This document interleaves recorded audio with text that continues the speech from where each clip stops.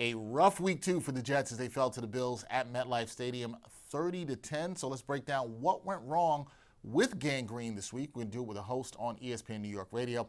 It's my guy, Tyreek Butler, joining me now. Ty, what's going on, man? What's going on? You sure you want me to talk Jets on here? Listen, I Man, do because earlier I saw you were doing your show, which everybody should check out on Ty's YouTube channel. He was streaming live, and I want people to know that Ty had the Jets hat on. He was rocking the Jets hat on. Now the game is over. He was like, "Nah, we're not doing that. you Let's see take that's that come over." off. I I had the see. jet green shirt on. I had the hat. Mm-hmm. That's come off, and we're gonna get to it in a moment here. But you called it a rough week 2 game. I did. You're being fair in saying it's rough. What a disaster.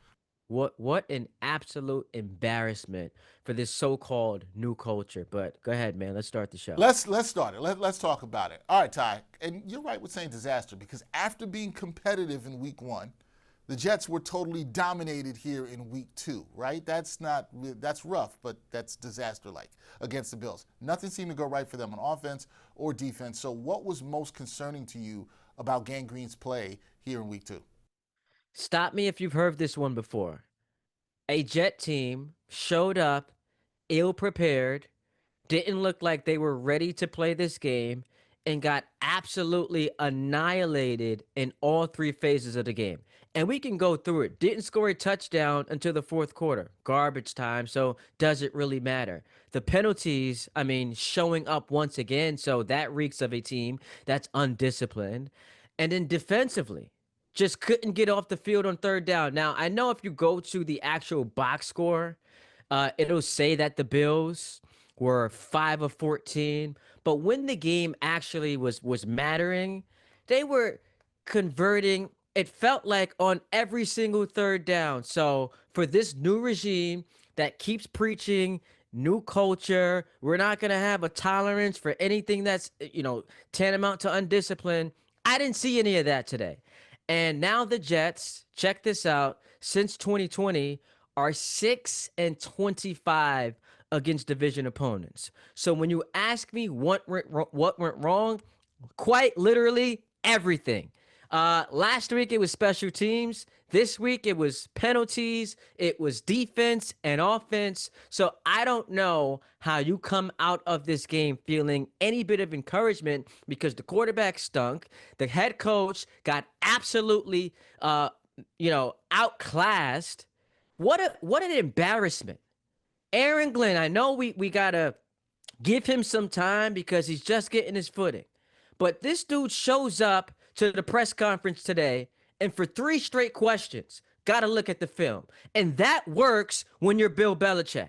That works when you're a hot Bill Parcells. That can work if you're Andy Reid. How about it's Nick Sirianni who won a Super Bowl? But when you're Aaron Glenn and you've yet to accomplish anything, I don't want to hear that from you. And people got mad at me because I was going off on I didn't like his demeanor.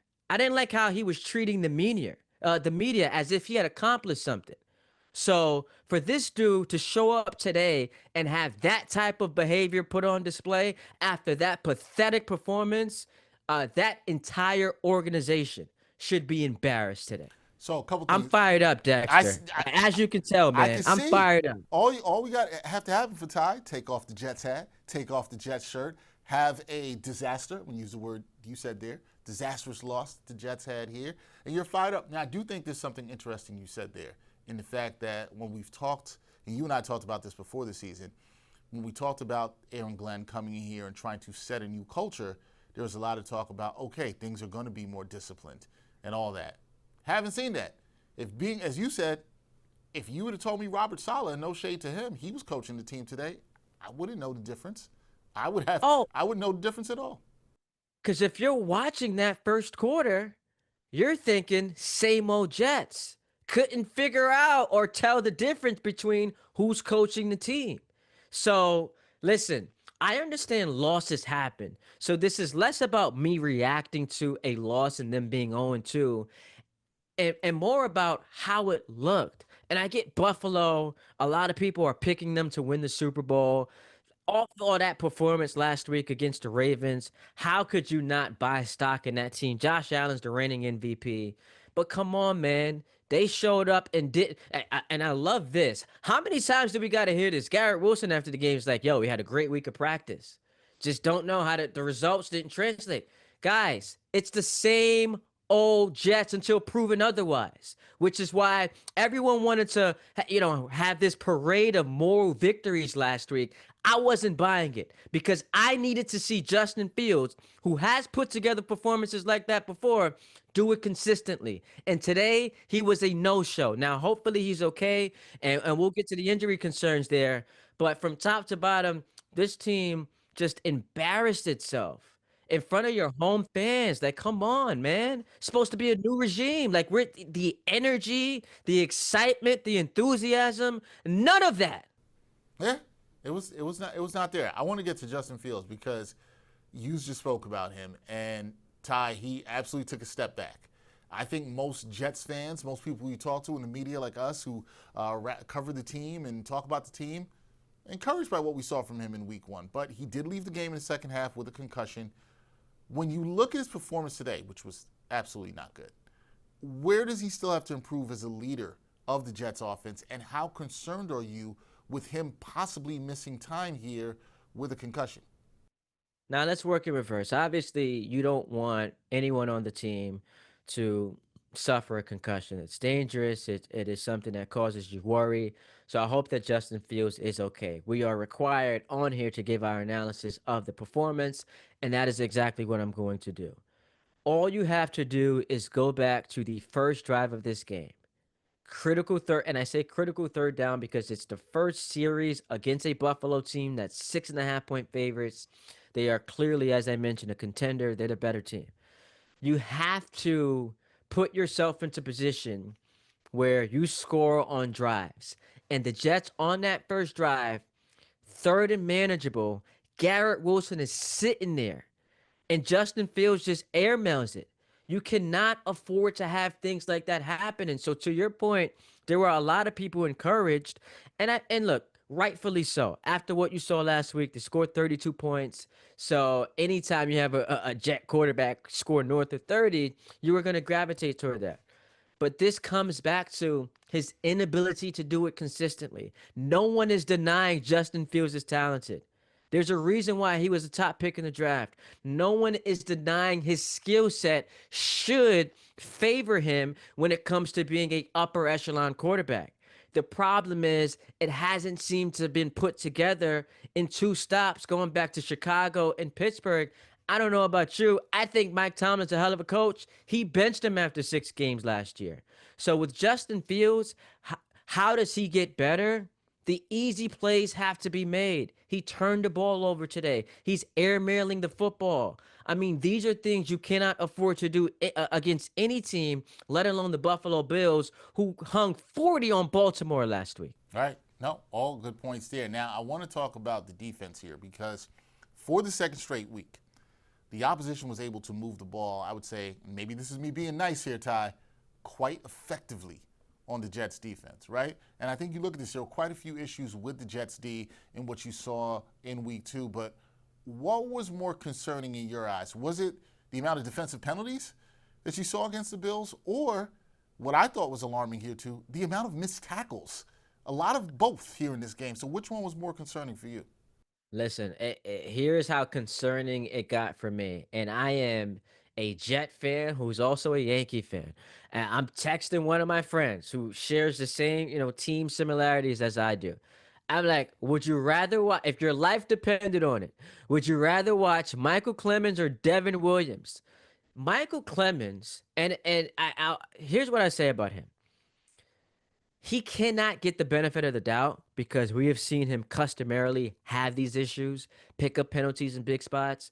It's tough. What are you asking him to do? But to answer your question, it's the same old song and dance. Jets, critical situation in a game, chance to get the ball back on offense, and the drive continues for Josh Allen because of a penalty. The flag comes on the field. Is there anyone who roots for this team who is not at all saying that's definitely on the Jets. It is at the front of your mind because you know this is an undisciplined team that for some reason hasn't been able to correct that issue regime over regime. Going back to the Rex Ryan days, it's the same old song and dance. So, Dexter, the missed tackles obviously are a problem, but if I had to power rank which one today concerned me the most, it's the penalties. I used to produce Jet games on the radio at ESPN, and Bob Wischusen. It sounds so simplistic, but it's amazingly true. Penalties on a defense on third down are like turnovers. You're getting the ball back. You get that stop. The penalty extends the drive. It's demoralizing for your defense. It just takes the life out of them because they did everything right. It's similar to in basketball, where for an entire possession, you play 24 seconds of solid defense, offensive rebound. Team gets the ball back. So it's the penalties, man, and it continues to be the issue for this team, regardless of who's coaching them. Yeah, and they've got to figure that out. Now, Jets got to figure things out pretty quickly. They do have a week next Sunday. The Jets are in Tampa. They're going to look to avoid an 0-3 start. I'm laughing as this question has popped in my mind, but how are you feeling? We know how you're feeling, but how are you feeling about the Jets' chances to bounce back next week and get their first win in 2025? Do you have any hope, Ty? Is there any hope for you? Took off the Jets hat. Is there any hope for you here? Well, obviously, any given Sunday. And if we start at any given Sunday, it tells you just how little hope you have. The Jets are now on the road against a Bucks team that for 5 straight years has won its division. And I get Brady to Baker Mayfield, so it's two different quarterbacks. Baker's been awesome, and he's been so good that Todd Bowles, who Jet fans know quite well, was able to get an extension. I don't have a lot of confidence because that Buccaneers offense can put up a ton of points. And now you're going on the road against a really good team, a playoff contender that every year seems to do well at scoring points. They can win it. We got to see what happens with Justin Fields, but when you go an entire game until the fourth quarter before scoring your first touchdown, Dexter, tell me, how am I supposed to be confident in that? You lost 30-10. Right.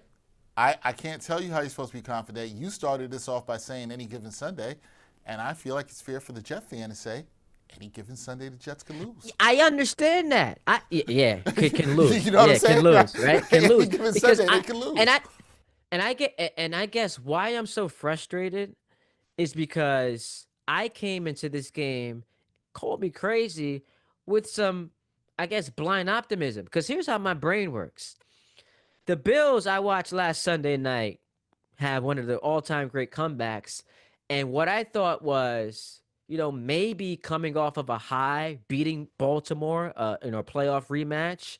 This is one of those games that appears on your schedule, play down to your competition, trap game, if you will. They come into it a little lackadaisical, and the Jets, with that offense that last week had been so successful, can come out, punch them in the mouth.